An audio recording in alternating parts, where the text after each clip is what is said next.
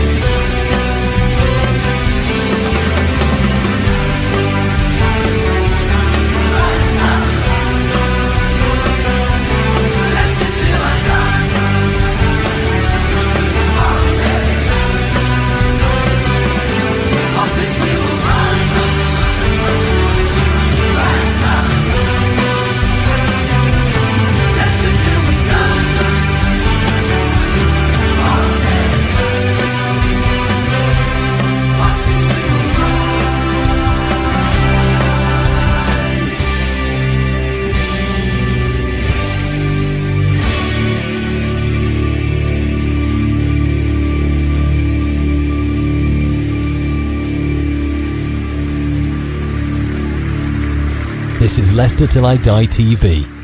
Watch and subscribe on YouTube and listen on your podcast platform.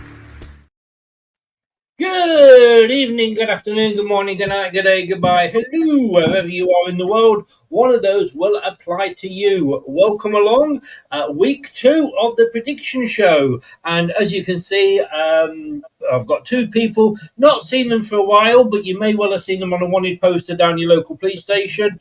I don't know. I'm not saying too much. Josh, well, mate, it's been a while. Welcome back, sir. It has been a long time, Paul. I think last time I was on your show, probably the season we got relegated a couple of years ago now. So has ever been a Leicester fan, it's never boring, is it? So it's good to be back, mate. It's nice. It's nice to be asked back. It's good to have you back, and obviously I can see a pattern emerging here. Every time you come on, we're relegated. Bit of a bad omen, I guess. But we'll see how we get on this season, mate. Hopefully, we can break the spell. Fingers crossed. It would be nice. It would be nice. And of course, you all recognise this guy, Doug. Welcome along, mate. Nice to have you back. We're normally doing a shit shirt show, aren't we? We're not done one this season.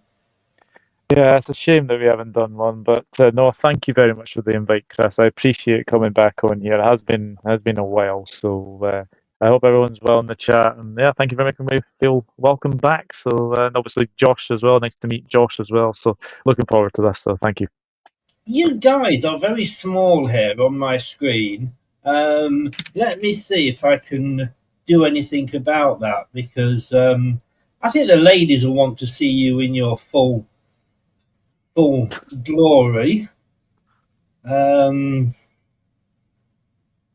Not sure I can do an awful lot with you. That's a little bit bigger, isn't it? But then I've got you probably can't see anything that's happening at your end at the moment. That will do for now. Right. Yeah, well, thank you very much for joining us. As you can see, joining the chat, they will come up in the bottom right-hand corner.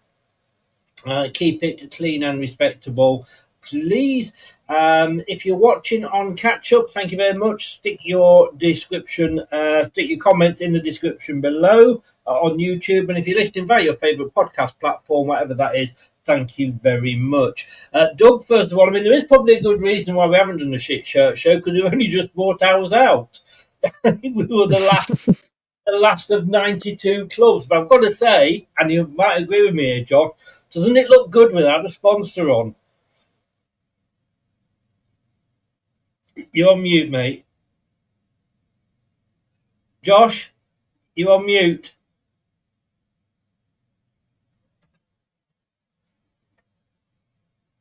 Oh. Anything can happen when you're live.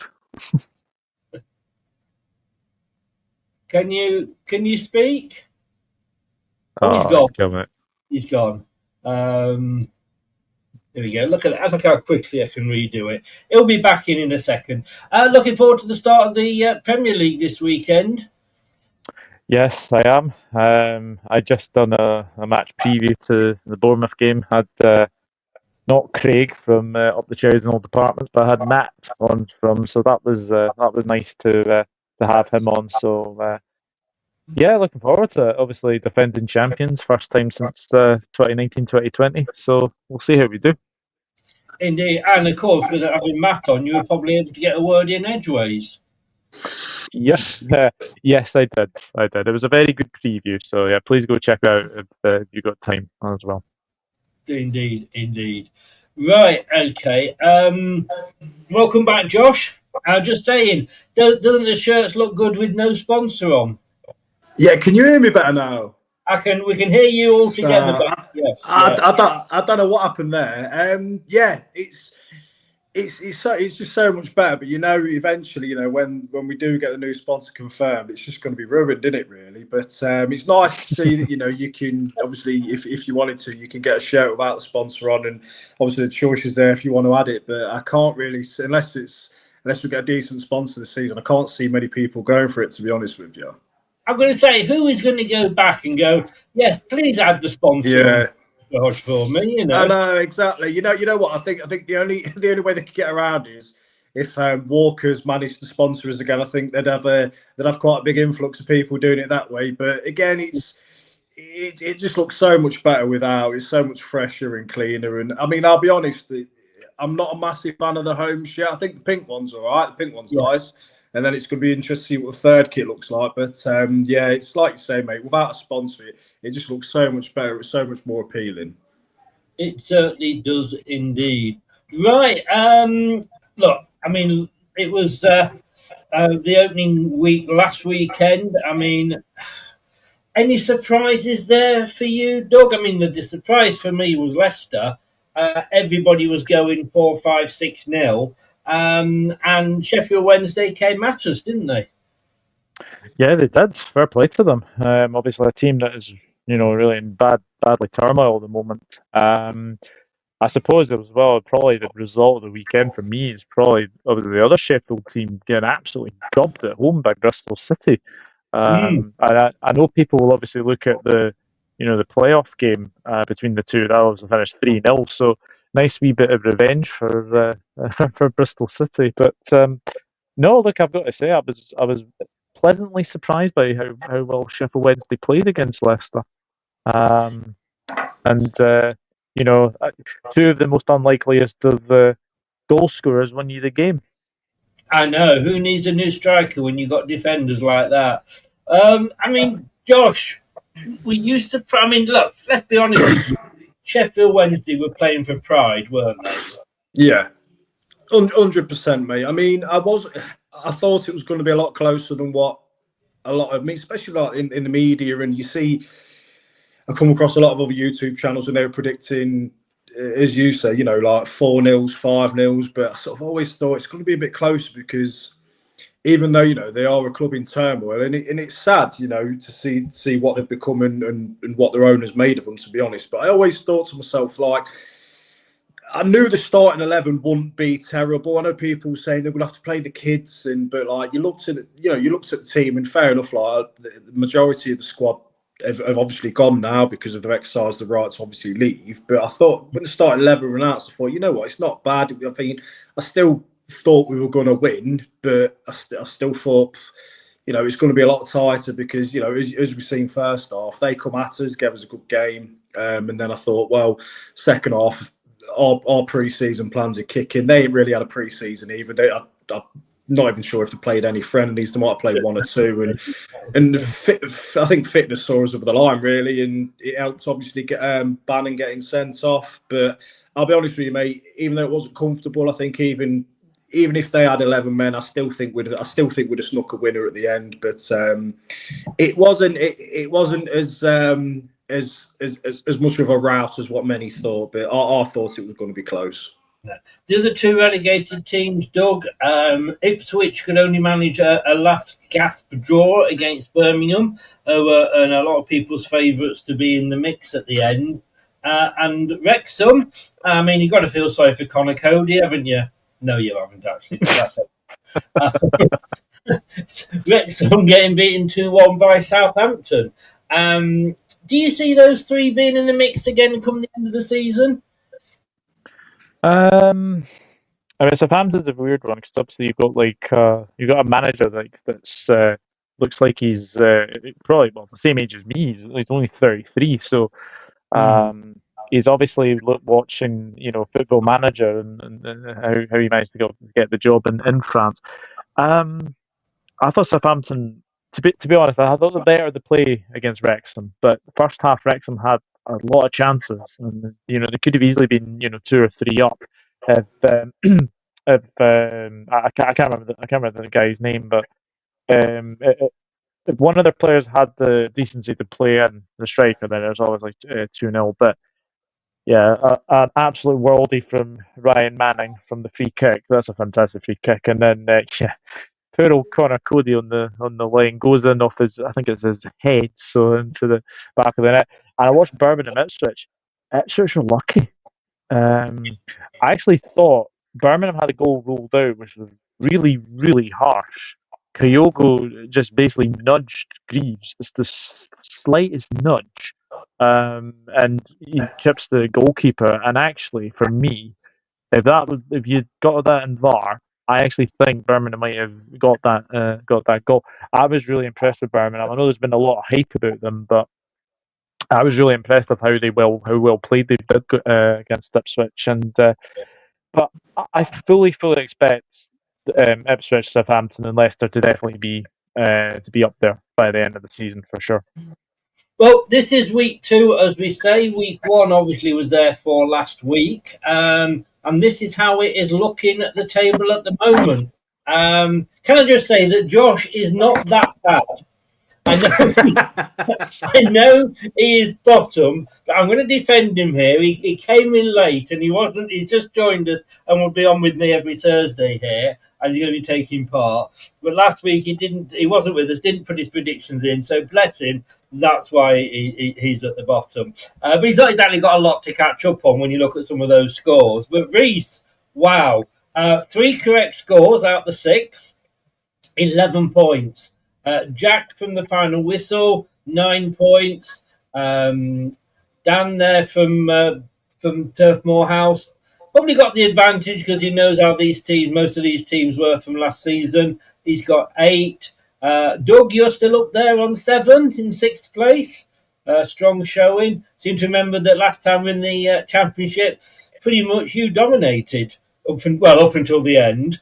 Yeah, right up until the end. I'm back to win my crown, hopefully, but we'll see. Yeah. Then you got Brad, me, and Craig all in the middle there with the 5. So look, it's like the championship table. We can say like we're sitting 4th. It's only one game, isn't it? At the end of the day, but these are this week's games. As you can see there, the early kickoff on Saturday sees Derby County host Coventry City.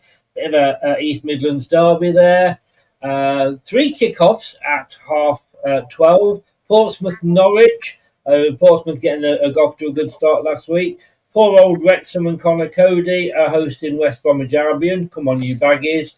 And then you got Blackburn, Brum, Bristol Charlton, Millwall Middlesbrough, Preston Leicester, Wednesday Stoke, Swansea City, Sheffield United, Watford, Queen's Park Rangers. Any game there that sticks out? I know there's a couple that stick out for me, Josh, but anything that sticks out for you there?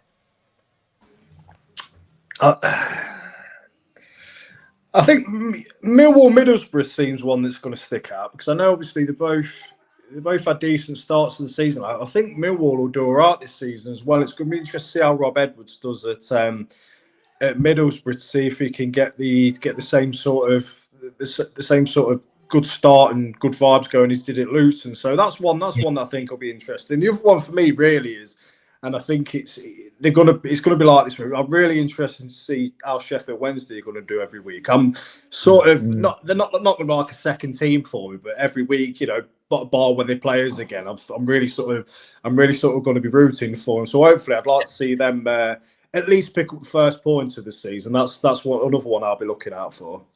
Well, I mean, Sheffield Wednesday, like we say, they made us work hard last week. And they actually won last night in the Caribou Cup, something that our fizzy pop went a bit dead last night. But, as they say, we can concentrate on the league now. For you, Doug, anything stick out for you? Well, I suppose the game on Sunday, to begin it, is the one for me. Probably two sides that you probably expect to be sort of battling for automatics. Meeting the second match week, it's going to be very, very interesting. A game actually, Southampton won in the Premier League by 2-1, so we'll wait and see how that one materialises. But no, for me, Portsmouth Norwich, I think. Obviously, Portsmouth, I think, had a good season last season under Joe Senior, and Norwich, obviously, under Liam Manning, fairly new as well. So, look, Championship is one of the best leagues in the world, and as Josh says as well, it'll be very interesting to see how sort of Wednesday do. Great to see them get their first win last night as well. It is. I think there, but for the grace of God, goes a lot of clubs, and we've been there a couple of times, as you well know, Josh, ourselves. So yeah, good luck to Sheffield Wednesday for the rest of the season. For me, I've got to say the Derby Coventry won the East Midlands Derby. I'm just hoping for a 0-0 in that. I'm not looking for much in that at all. And yes, Ipswich Southampton. That for me, that is the game of the weekend, and obviously those are two that I've put into the Super 6. And if you are joining us and you didn't work with us last week, because there's so many games, I mean, there's 12 games rather than 10 every week. And then when it's a double week, there's 24 games. We do sort of, like we just said then, mention a few of them, but we're actually only going to predict the Super 6 just to keep it easy for us old timers to work out the tables and what have you. So let's have a look at our 6 matches this week. Leicester will always be in there, and then I'll just pick sort of 6 that sort of attract my attention. So you've got Preston obviously hosting Leicester City, and if you haven't checked it out yet, do go on to Leicester Till I Die TV. Brad was interviewing Oliver, a Lily White fan there, so do check that out. The Derby Coventry one, as we said.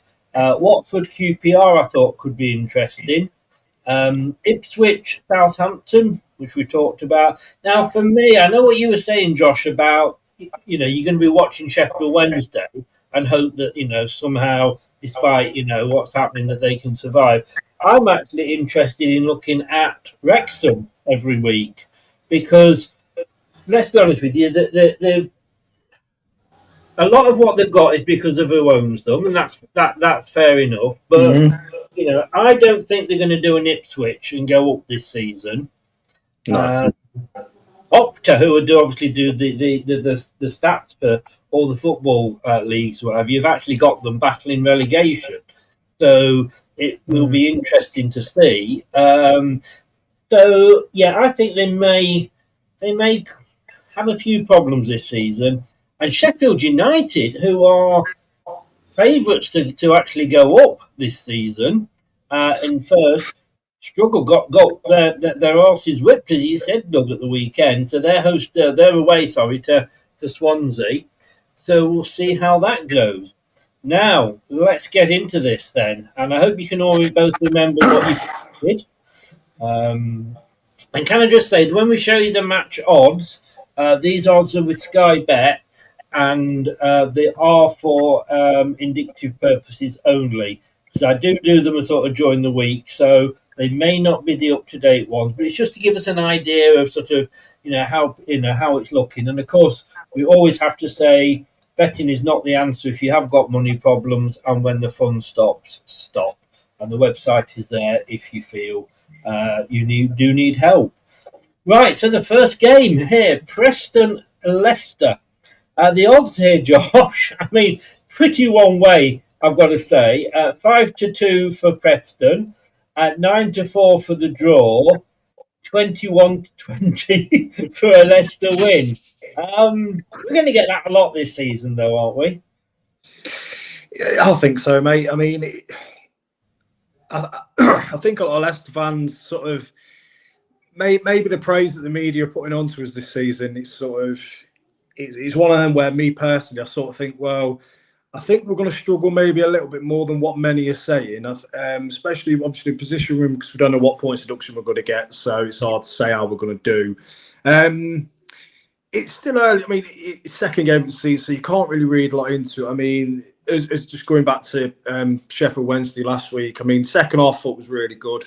We came out of the traps, and it seemed like Cifuentes had, had a word at half time. He made the change of taking Skip off and bringing Winks on. So the idea is definitely there, but I still think it's too early for me to say, we're going to batter Preston 3-0, 4-0. I think again, it's going to be a lot tighter than what many think in the media, and as you say, a lot of other people think anyway. So I mean, it's nice to see them odds, because it's nice to think that people are willing to give us a chance, but you just never know with us, do you?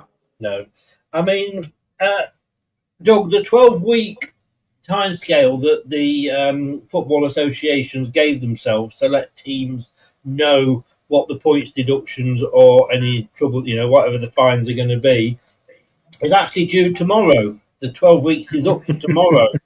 They don't reckon that we are going to hear, because ours is more complicated, and obviously we've caused them trouble in the past. So we may not hear tomorrow.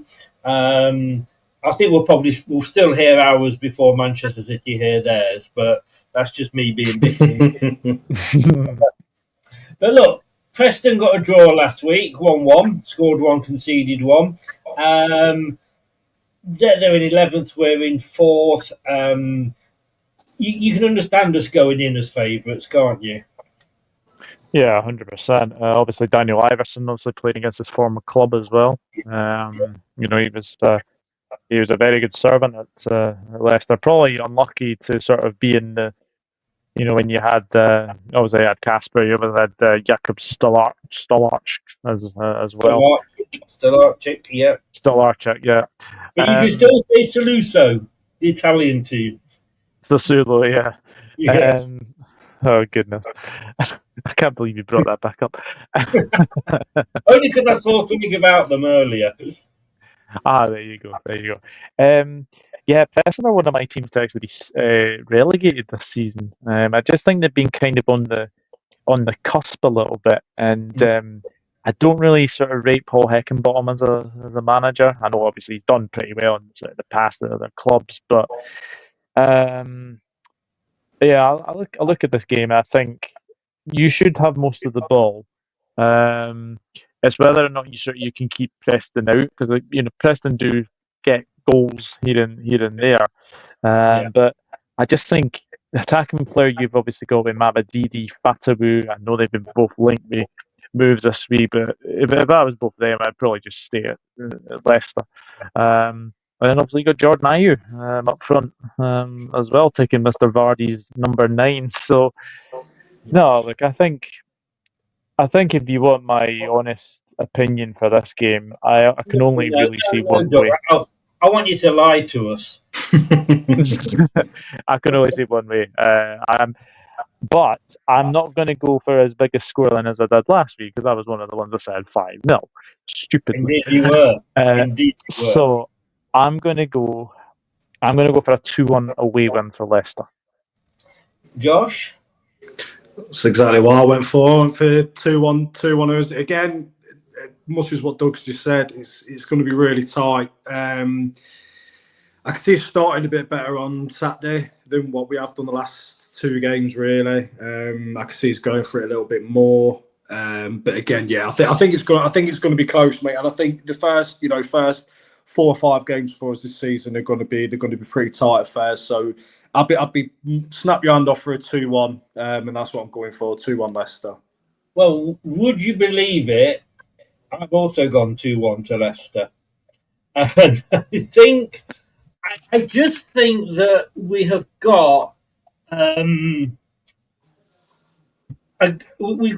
conceding a goal. I think we've always got that in us, to be honest with you, and that's the worry. I mean, the team pretty much, is not a team that's played together sort of as a back four regularly. So I think we will concede. But when you come to think, and I said Jordan Ayew would be the main striker this season. He's there to hold the ball up. And when you got the likes of Mavididi, El Khanous, Fatawu, who scored a fantastic goal against Fiorentina, and then you got Monga, McAteer. I mean, the attacking options behind that striker, and Ayew's one good one for holding the ball up, is scary.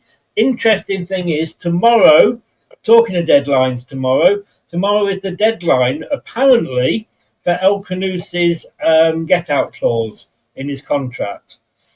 So if Newcastle come in tomorrow, they can have him for whatever we've agreed, which is 22, 23, I think. If they don't come in tomorrow, then we can ask 30, 40 million for him. But looking at what we did with Mabta Manson, we'll probably ask 6 million. But we've all gone 2-1. My God, we're agreeing. This is something I'm not used to. Derby versus Coventry, and it's great to see these two teams. And I'm going to get stick for this, but it is great to see these two teams back in the in the Championship. I mean, Coventry were very nearly in the Premier League, but they've both gone through bad times, and I know that they are sort of big rivals with ours, obviously all being the East Midlands. But I would never want to see any club, and that includes the Forest, the Derbys, the Coventry, go out of business. I worked in Bury for 2.5, nearly 3 years, and I know what that football club meant to them. We were involved a little bit with it, and obviously Leicester's gone out of business twice, but managed to come back from the dead. Every town, city, whatever it is, needs its football team. So glad to see that they are still around and playing. But that said, if they both got relegated, I'd dance on the graves. But let's have a look at this then. So Derby are 5-1, 21-10 for the draw, 29-20 for these odds are unbelievable for Coventry. 23rd for Derby, 14th for Coventry. Neither of them had the start that they'd have wanted. Derby lost, and it was a draw, a 0-0 draw for Coventry. A 3-1 loss for Derby. Josh, how do you see this one going? Again, I think Bristol City was like last week was probably like it was to say the freak was all really. It was probably like the only high scoring game of the weekend in the Championship. I think we're going to see quite a lot of tight games this weekend and for the next few weeks, really, just where everybody's sort of feeling each other out and getting settled as squads and new signings and such. I'll tell you the score and I'll explain why. I went for a Coventry 2-1 win. I think Derby have made some pretty decent signings so far this summer. I think attacking wise, they look pretty good. I just really think they're still suspect defensively. I think the 2 or 3 late goals Stoke scored last week will be testament to that. I think Coventry again. They'll have a pretty. I can see them having a slowish start to the season, much like they did last season. Really, I mean, I think they'll come good eventually. They're a team who I suspect will be in and around the playoffs. I hate to say it because they are rivals, but I really think they've got a really good team. Attacking wise, they're really good. Lampard's got them playing as we saw last season. But yeah, I just think Coventry are going to edge this. That's why I went 2-1 Coventry. Again, I was going to say 1-0 Cov, but I think Derby will get at least one. But I can see Coventry winning, so 2-1 Sky Blues. And I should have said, we're very remiss of me. Craig Gilbert went 2-1 for Leicester as well. So you've gone 2-1 again. Doug, how do you see this one? I'm going to go completely the opposite. I actually think home advantage could be really key. I think Derby have signed really good players. Obviously, you've got Carlton Morris there, Luton Town. They've also got Ryan Brewster from Sheffield United. Coventry are a very, very good side. I was surprised that they drew 0-0 with Hull. I thought they would have at least got a goal or two against Hull, but they didn't. But no, I think I think John Eustace is a very good manager. I think there was a lot of eyebrows raised when he left Blackburn when he was in the playoffs, and he decided to go to Derby. I think we're languishing sort of near the relegation zone. Turned them around completely, and we're probably the informed team going into the end of last season as well. So, no, for that matter, I just think, as I said, home advantage is key, and I'm actually going to go 2-0 Derby. Now, if anybody watched the show last week, this won't come as a surprise because this is my favourite prediction. I think I went for this for about 4 of the 6 games last week, and I'm carrying on this week, and that is a 1-1 draw. I just, I can't split them. I just think at some point this season, Frank Lampard is going to implode because he's had a good season. And look, we've all said, especially, but we've all said, haven't we? Like, Rooney, Gerrard, Lampard, all good players that can't manage for Toffee. But he did a really good job at Coventry coming in. I mean, I liked Mark Robbins as the manager, I have to say. But I don't know. I just think, it's so unfrank-like, isn't it? He's gonna mess up in some way.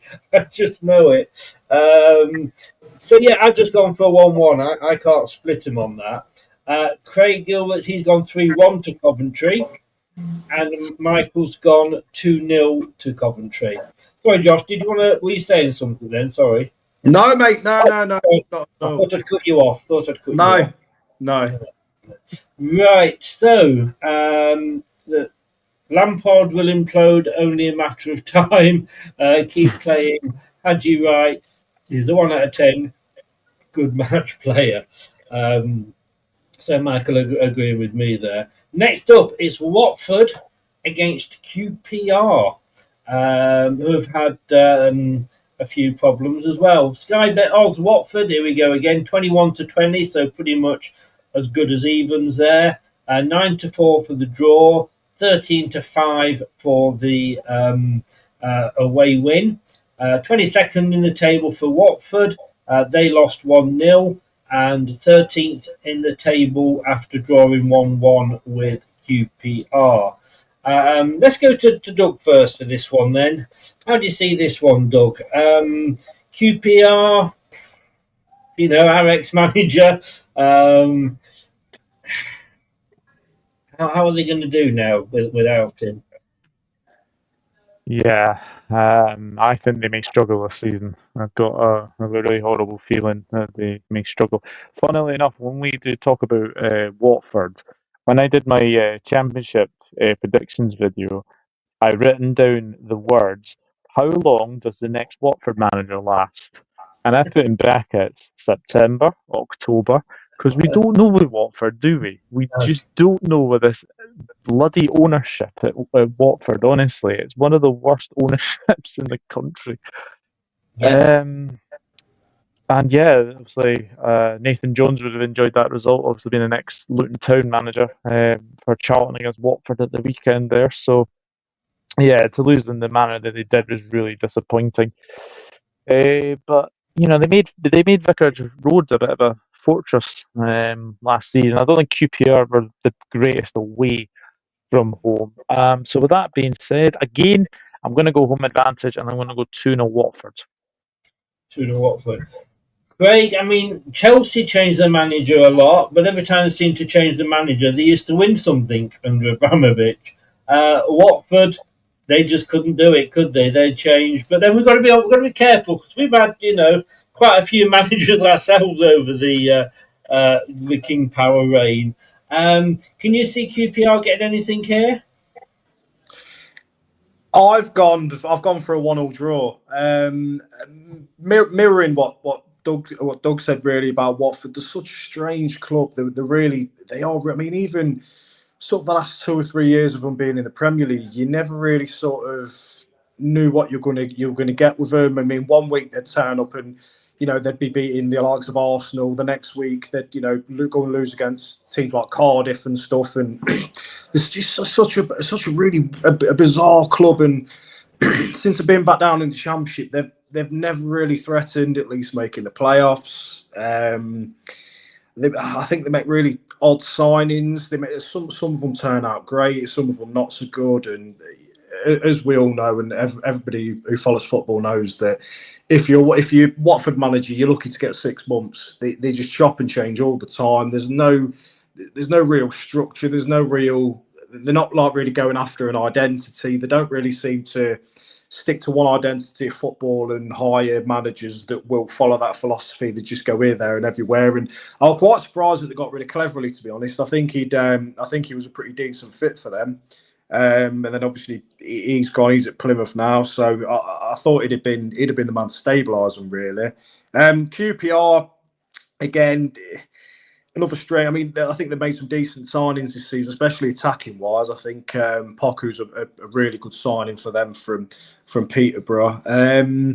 I could just see it being 1-1, mate. I think QPR going forward again, as I say, they look really good attacking, but they always look like sort of they are going to concede. So, and I think it's such an hard one to call. That's why I just thought, you know what, I'll give them points each, and I'll go 1-1 just to play it safe. I love the fact that he said there that Cleverly was the man to stabilise Watford. I don't think the man to stabilise Watford has actually ever been born yet. I think if they did the $6 million man, and you're probably too young, you guys, but we have the power to rebuild him. That might be the man. But I agree 100% with everything you said there, Josh.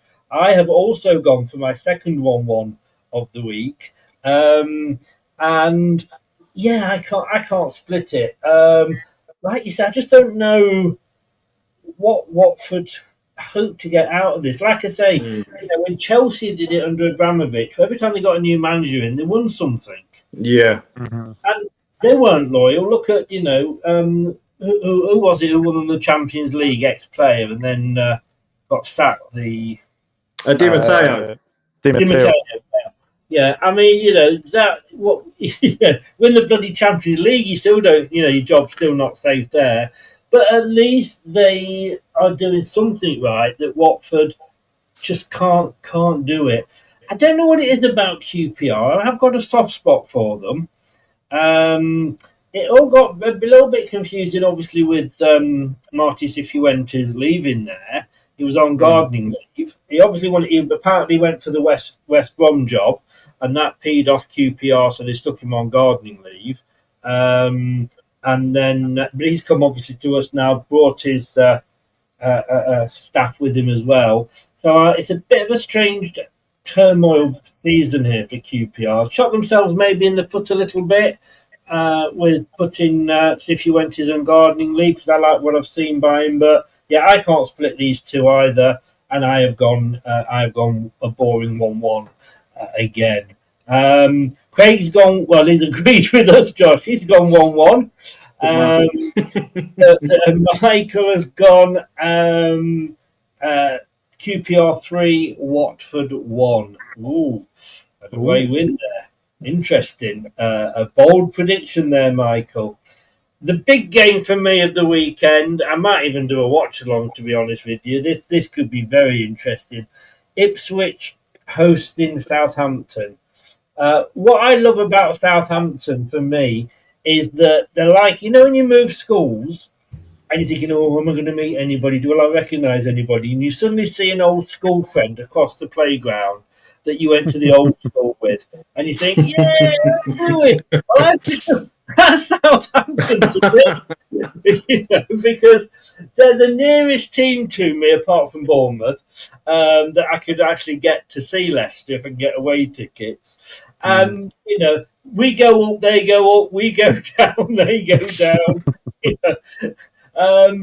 When Southampton got relegated last season, I was quite relieved when Leicester did as well. But that's how I look at these two. But look, they Sky Better got an evens this time for Ipswich to win, 13-5 for Southampton, 12-5 for the draw. Ipswich in 10th, 5th for Southampton. I mean, it's only one game. A draw for Ipswich 1-1, a win 2-1 against Wrexham. Was Danny Ward in goal for Wrexham, I wonder? He was. He was. Was he? Oh, God, God, Danny Ward in goal and Connor Cody in front of him. Bloody hell, Wrexham, you're doomed. You are doomed. Yeah, they won 2-1 against Wrexham. Doug, let's come to you first again for this one. How do you see this? Is, like I say, it's got to be the big game of the weekend, hasn't it? Yeah, it's a big game of the weekend. As I said at the top of the show, I fully expect these two to be, battling at the top end of the table by the end of the season. Both of these are definitely in for the automatics, I think. Southampton last week played really well in that second half. I think Wolves still got into them at half time. They weren't great in the first half. As I said, Wrexham could have easily been 2 or 3 up at the break, but something just clicked, and I think Southampton were much better in that second half. And obviously, Ryan Manning getting the worldie of a free kick. I don't think any keeper saving that. It was about 35 yards out. Curl into left-footed, curl into the top corner. Fantastic finish. And then, as we say, Jack Stevens off Connor Cody. Ipswich, I thought were very lucky at Birmingham. I thought they were really, really fortunate at Birmingham. We had to rely on a very last minute, I would say, dubious penalty decision. I don't think it was a penalty. I think the Ipswich player made a real meal out of it, and I think Birmingham were very unfortunate to concede that. But in terms of this game, I can only really I think the term "a draw" written all over it is all over this game. And funnily enough, I have gone for a draw, and I've gone for my first 1-1 of the show. So you're going to pull a Desmond out the hat then. Josh, can you see it as just a draw written all over this for you, or have you picked a winner? I have picked a winner. I agree with totally what Doug's just said. I think it's going to be hard to separate both of them, but I think Southampton have just got a little bit more quality at the minute. I think Ipswich going to come good, but they've had for your first 2 games to go to Birmingham away, which obviously we know they're a club on the up. They've made numerous signings pre-season. They've got everything going for them. Fantastic owners. They've had bloody stadium updates and all sorts. So it was always going to be a tricky place to go. And as Doug said, I felt they got quite lucky last week to come away with a point. I just think Southampton's got too much quality at the minute, or the more quality out of the 2 teams. So that's why I've gone for a 2-1. I think Ipswich will pick up over the next few weeks. I think they've got. I'm not really sure what games they've got coming up, but I think to start the season off with them 2 games that they have done, sort of games coming thick and fast after that, they'll see chances to pick up a few wins here and there. But I just can't see it happening on Saturday for them. I think Southampton are gonna grab. I personally think it's 2-1, but I think it's going to be another late winner for Southampton. I think it'll be tight up to the last 2 or 3 minutes, and then I can see them grabbing another late one. Ipswich are sort of carrying on this season where they've finished off the last time they were down in the Champions League. The last minute equalisers, last minute winners.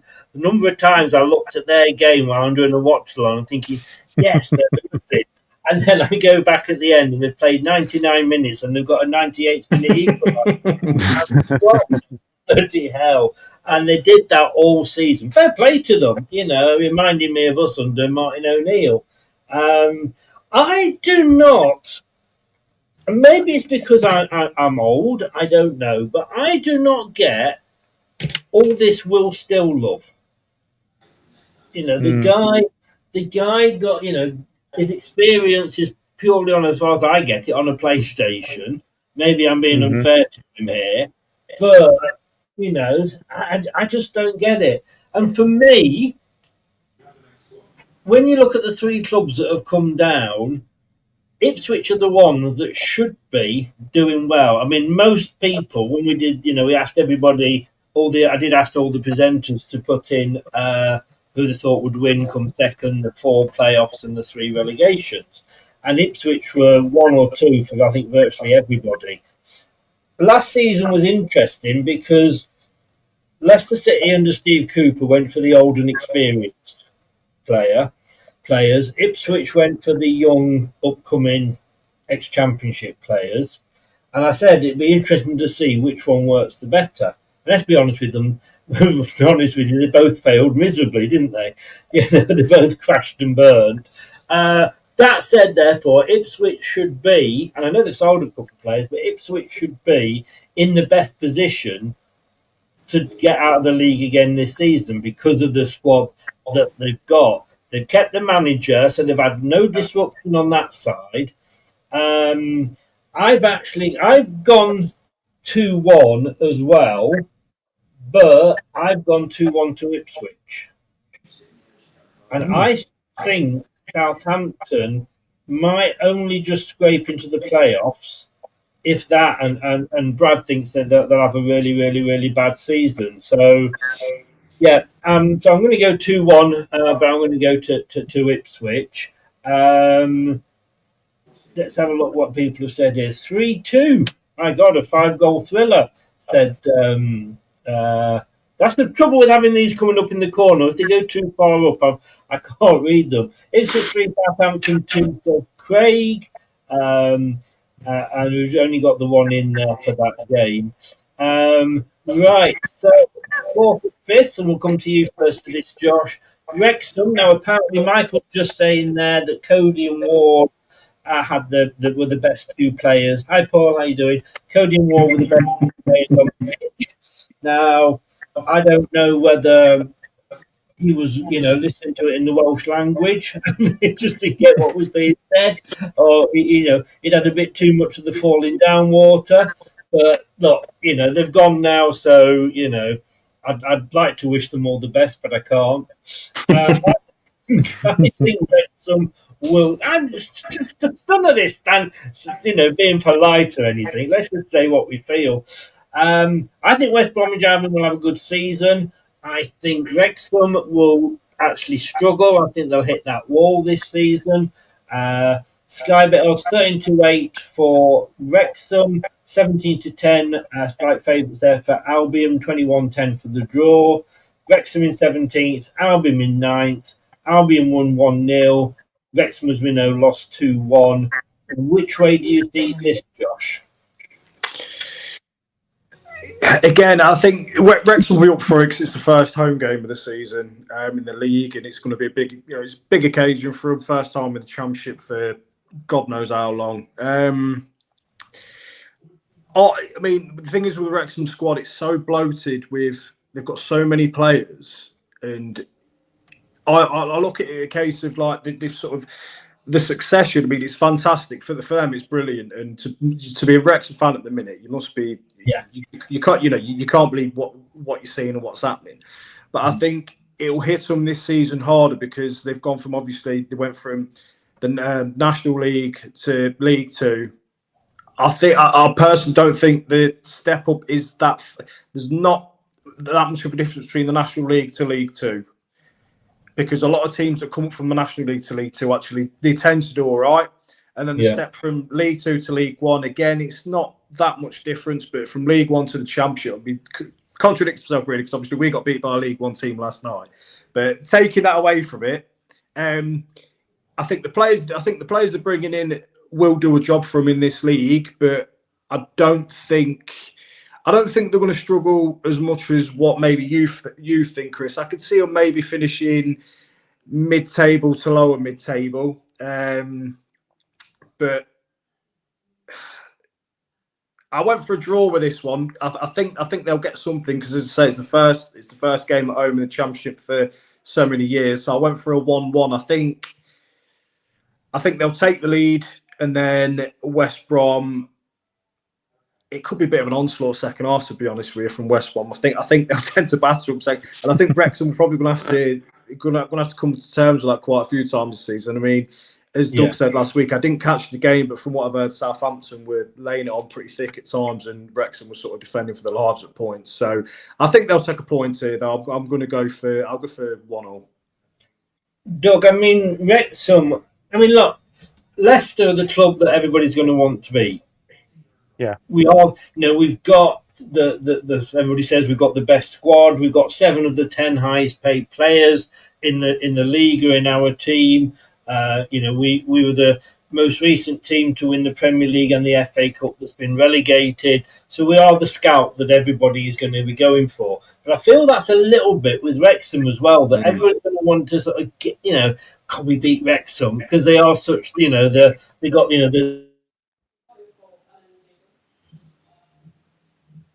the owners and the Netflix docu putting the boot in. Yeah, I think Wrexham are definitely one to be looked at this season. And yeah, it's the first game in front of their home fans on the racecourse ground. But I think West Brom are going to do all right. I think Graham Mason is a very interesting choice for manager. But he's obviously done it before with Tottenham. But funnily enough, I always feel sorry for him because you'll always be remembered for that stat against Pep Guardiola, who I think had about 360. I think it was something like 765 games managed, and then Ryan Mason won because obviously they got rid of Jose Mourinho when they were in the final. As far as this game is concerned, I'm actually going to sit on the fence with Josh. I'm actually going to go for 1-1 because I just can't see much between the two. I think it'll be a really, really interesting game. So I am going to go 1-1 for this one. Look, I don't want everybody to think that I'm hating on Wrexham here. I mean, fair play to them. They are living the dream at the moment, and good luck to them. I don't begrudge any club that we live the dream. So I respect that, and I wish them all the luck. But it's like once we'd won the Premier League, everybody wanted to see us fail. Once Wrexham have done all this and they've done these double back-to-back promotions, and they've got the American owners and the series, but people will still want to say, yeah, but like I said before, that we do want to take the points off them. They are, like I say, but good luck to them and all the best. Yep, not a problem. Doug's decided he needs to charge the phone, so no, I can't say what I'm going to say. No, his wife might be watching. I think I was going to go. Funny enough, I was going to go for a 1-1, and then I looked at it and thought I can't go for a third 1-1 for the second week running. I think West Bromwich Albion, this could be the season when they actually make it into the playoffs. I'm not going to say that they'll get automatic promotion or that they'll win the playoffs, but I think they will end up in the playoffs. So I've actually gone Wrexham 0, West Bromwich Albion 1. So I've got a tight game. I think West Brom will do it. And I apologise for the noise in the background. It's 10 o'clock on Thursday, which down in the South Coast here means fireworks night. So I don't know if you can hear that going off in the background at all. But it's 10 o'clock. It's Thursday. It must be fireworks. Wrexham 2, West Bromwich Albion 0, says Craig. Paul said Albion for me. Wrexham 2, West Brom 1, said Michael. I think the first match in the Championship at the Racecourse Ground since 1981. Wow. Paul says Wrexham have Ward, so Albion, and they also have Cody, so as well. It'll be mid-table. So yeah, interesting there. Most people in the chat actually going down on the side of Wrexham. Right, the last game, shocked last week at Sheffield United losing 4-1. Fair play to Bristol City, who sit at the top of the table as it stands. Swansea also lost. Swansea are a bit of a strange team. I don't know if anybody remembers a show called The Call Centre. It was a fly-on-the-wall documentary, and one of the characters in it was about property people in the call centre, believe it or not. I remember that. I do remember that. Remember that. And one of the people that were in it, do you remember Chickenhead? Say that again. Do you remember Chickenhead? Vaguely, yeah. Quite a bit of an out there, lads. Yeah, Bit of a wide boy, yes. Yeah. Wasn't really what you would call centre material, and I don't think they realised when they got that nickname what Chicken Head actually referred to. But I'm not going to say. I'll let you go on to Urban Dictionary and work that one out. Just think how chickens eat. That's all I'm saying. But he's actually a Swansea fan because, of course, it was filmed in Wales, and we had him on last time. Well, 2 years ago when we were in the Championship, I had him on to do a review, a preview of our game, and he wasn't very. He was a fan, but he was a bit upset the way the club were being run, and they had nowhere to go, and there was no leadership and what have you. And I don't know if much has changed, to be honest with you. But look, two teams there that have both lost, 21st and Sheffield Wednesday 24th, 19-10 for Swansea, 7-5 for Sheffield, 21-10 for the draw. But obviously both sides to win, it's quite close. No goals scored, one conceded for Swansea, one scored, four conceded for Sheffield United. Can Sheffield United turn it around against probably a mid-table-ish at the end of the season Swansea? I think they will, mate. I think last Saturday was a bit of a freak result. Sometimes you see them on the opening day. I don't think anybody in football sort of predicted that Bristol City run away with it 4-1, and deservedly so as well, to be honest. They played really well. Sheffield are always going to be there or thereabouts. It's probably a good game to bounce back against, to be honest with you, because as you said, Chris, Swansea, since they got relegated to the Championship, they've not really done a lot. I know they made the playoff final a few seasons ago. Other than that, they've never really. I mean, I know they've got new owners now. I think is it Snoop Dogg and Luka Modric? They've all had a stake in that, so there'll probably be another documentary coming out about them soon. Everybody's at it, isn't they, I guess. I just think Sheffield United are going to have too much from Pal. And as I say, I think Sheffield have had they've not got off to the greatest start, obviously losing against Bristol City, and then they got beat by Birmingham last night in the cup. So I think they're gonna come out all guns blazing, really. And I can see them winning. I think it's going to be a comfortable 2-0, mate, to Sheffield United. I mean, even with losing, the quality of the players they've got. I mean, with Hamer and O'Hare, and just some of the. They're going to come good eventually, and I can see this being this weekend, mate. Doug, was getting rid of Chris Wilder a mistake for Sheffield United?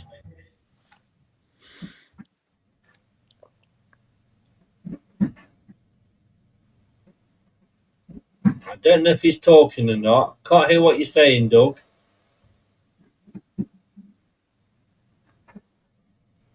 It's the night when the gremlins are in, isn't it, for all of it?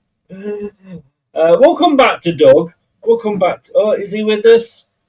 No, yes, no. He's in, he's out. He'll be shaking it all about in a minute.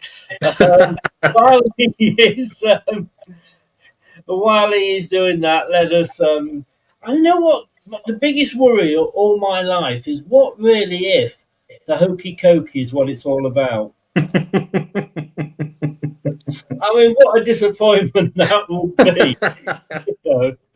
Oh dear. Anyway, for me, I think it could have been a mistake. I mean, they lost that in the playoff final, and I have to say that I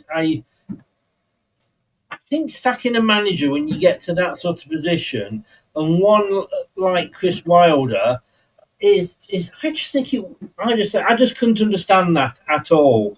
There will probably be knocking on his door again, possibly in 4 or 5 months' time. Who knows? But Sheffield United was everybody's favourites to do well this season. Most people had them, in the top 6, with a lot of people going for them for automatic. And I think as well, when you lose a final or you lose in the semis of a playoff final, it's very telling as to how you come back. Do you remember when Leicester got through to the semi-finals? We played Watford, and there was the Droidini, don't scratch your eyes, blah blah blah, and Nigel Pearson used that as the sort of stepping stone. The next season, we absolutely demolished the Championship. Can you hear the fireworks now? That isn't my arse. Let me just tell you that is fireworks. So Pearson did that well, but they've got rid of Wilder, so they can't do that. The new guy's come in. He's got none of that sort of momentum of come on, guys, we were so close last season.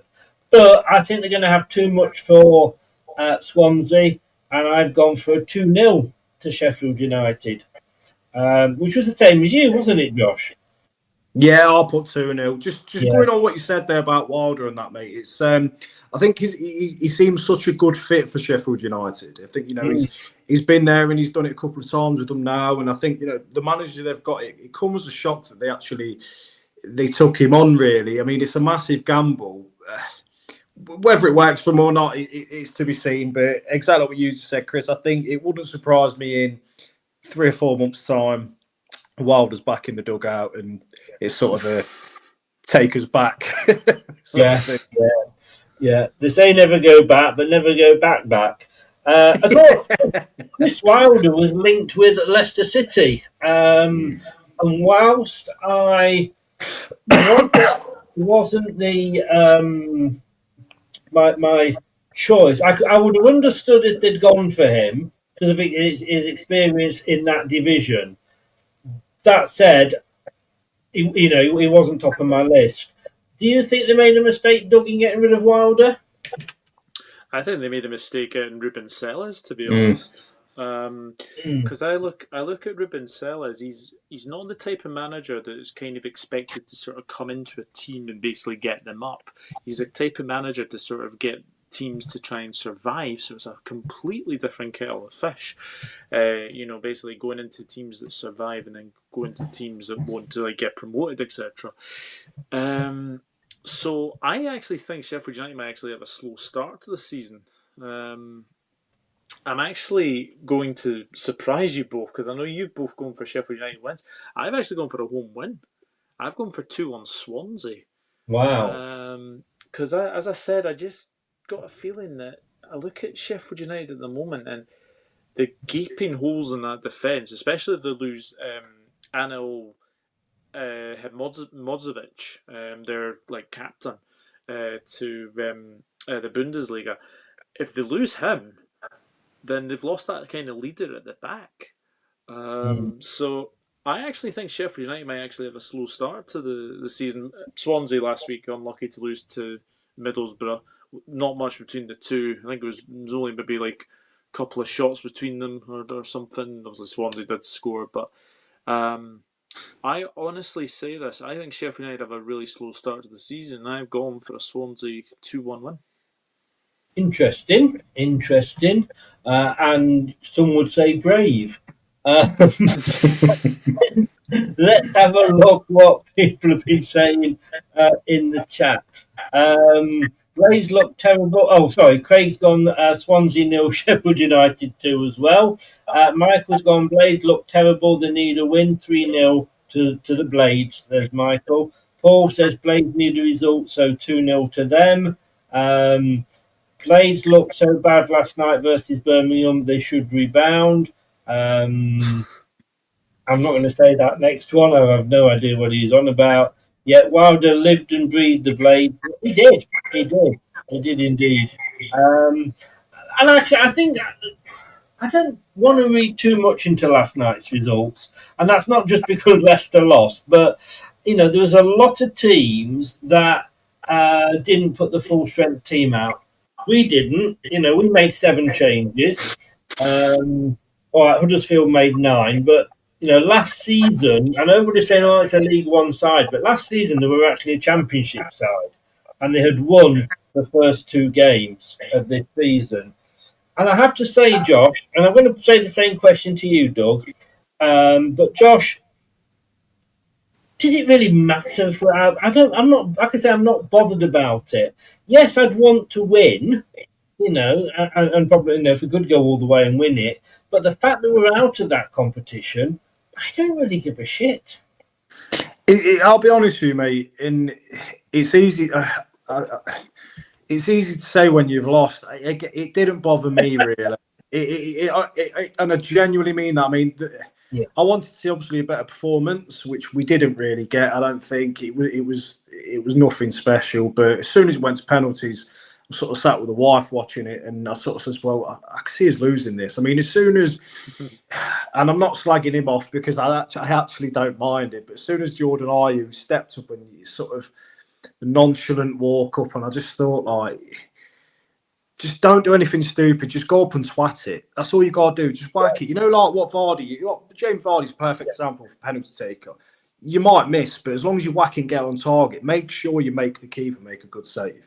As soon as that first one happened, I just thought, nah, it's not to be. Again, I think, had it been when you're getting into the latter stages, you're getting into the last 16 in the quarterfinals, it hits you a bit harder if you go out. But early rounds, mate, I mean, chances are we'd have gone to Sunderland and got our asses handed to us anyway. So it is what it is. I sort of looked at it as not in an arrogant way, but a bit of an extension to pre-season, if that makes sense, to give the, like you say, we made 7 changes, give the sort of second string a run out. I don't think a lot of them did themselves any favours, to be honest with you, with the way they performed. But for me, mate, now it's a case of this season we've got to try and finish as high as we can, and if that means getting a bit of a lesser backlog of fixtures early in the season and just concentrating on the league, so be it. Yeah. Doug, I mean, I'm sure Joey Barton would have had something to say about them penalties, but as a Liverpool fan, would you be bothered if you were knocked out of the League Cup? Is it the least of your priorities this coming season? Yeah, I think it's League, Champions League, FA Cup and League Cup. It would definitely be at the bottom of our priorities. I think Bromley put Ipswich out the other night on pens as well. So, obviously... Did they? Oh, wow. Yeah. Yeah, so, Ipswich are out, you guys are out. So, it'll make you sort of look ahead to like the rest of the season as well. I know you've obviously got the FA Cup to come in January, etc. But even then, it's sort of it's a distraction that you don't really need. But as I said, with every competition, I'm in it to win it. So it's one of those for me. But if I'm Leicester, if I'm Ipswich, I wouldn't be too bothered about going out, playing second string sides. I think the thing is the League Cup's kind of lost its mojo almost. Yeah, like, definitely. People always seem to play like second string teams anyway. So no, to be honest, I wouldn't be too bothered about. I wouldn't be too bothered about going out of that cup because it's less distraction. You've got the Championship to look ahead to, and then obviously you've got the FA Cup later on in January. So yeah, it's a distraction you didn't need. And as Josh said, I would have probably expected maybe Sunderland to maybe beat you at the Stadium of Light as well. So blessing in disguise, let's just say. I think so. I think they've ruined the League Cup. I mean, first of all, it's had that many different name changes. You don't know what it's called. These milk carling, Teletubbies, whatever it's going to be. But when we won it first, under O'Neill, Josh, when we were winning it then, it kind of meant something, and we were proud to have won it. And of course, it was a place in Europe. And then you got the big boys, no disrespect to you, Doug, but you got the big boys looking at it and going, "Oh, this is a way into Europe," because then, of course, there wasn't so many European places up. And they kind of dominated it. Arsenal obviously never played the main team unless they got to the final. And then I look at things and go, well, hang on a second. they've banned or they've got rid of replays in the FA Cup because there's too many games. And yet, in this fizzy pop competition, they still have two-legged semi-finals. Somebody explain that to me, please. It's bizarre, and if you remember, in I think even in the late 90s or mid to late 90s, they used to have two legs over the first, second, and third round. I think I'm sure they did.